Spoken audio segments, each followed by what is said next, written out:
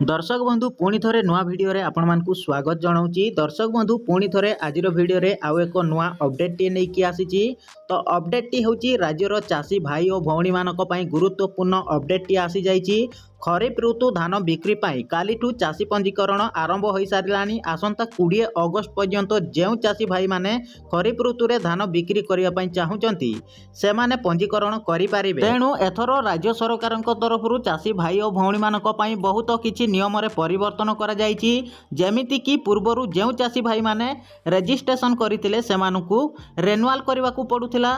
वर्तमान एई नियमटी को सरकार तरफ परिवर्तन करा जायछि। वर्तमान जो चाषी भाई और भौणी माने खरीफ ऋतु रे धान बिक्री करिया पई चाहुचंती सेमानकु नूतन पंजीकरण करबाकू पड़िबो। एवं एई नुआ नियम पंजीकरण करिबा समय रे सरकार 10टी नियम लागू करिसंती। जदि आपण माने पंजीकरण करूचंती बा फॉर्म फिलअप करूचंती आपण माने एई 10टी नियम जानिबा निहाती जरूरी, जहा कि परवर्ती समय रे आपण माने धान बिक्री करिया पई योग्य हेबे बा आपणकर पंजीकरण करा जिवो। आपण माने पंजीकरण मध्ये सठिक भाव रे करि पारिबे।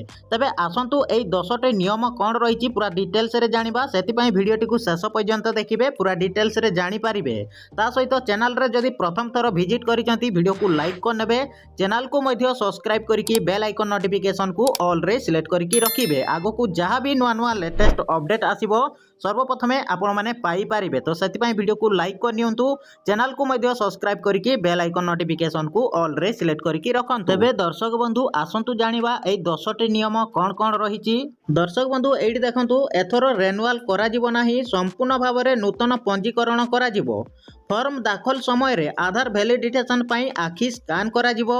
चतुर्थ रे ओटीपी माध्यम रे मोबाइल नंबर वेरीफाई करा जिवो। तापरे आपनकर चलित वर्ष डीबीटी एक्टिव थिबा अकाउंट को धान टंका पठा जिवो। तापरे देखंतु जेउ चाषी मानक बैंक अकाउंट ई केवाईसी किंबा आधार लिंक होई नाही जल्दी करि नियंतु। जदि आपनकर ई केवाईसी किंबा आधार लिंक होई नाही तबे तुरंत करि नियंतु। तापरे देखंतु दर्शक बंधु पंजीकरण परे आपनकु पंजीकरण रो रसीद प्रिंट डिटेल्स उल्लेख करबाकू हेबो। रसीद प्रिंट दिया जिवो जेउथिरे आपनकर सबु डिटेल्स रहिबो।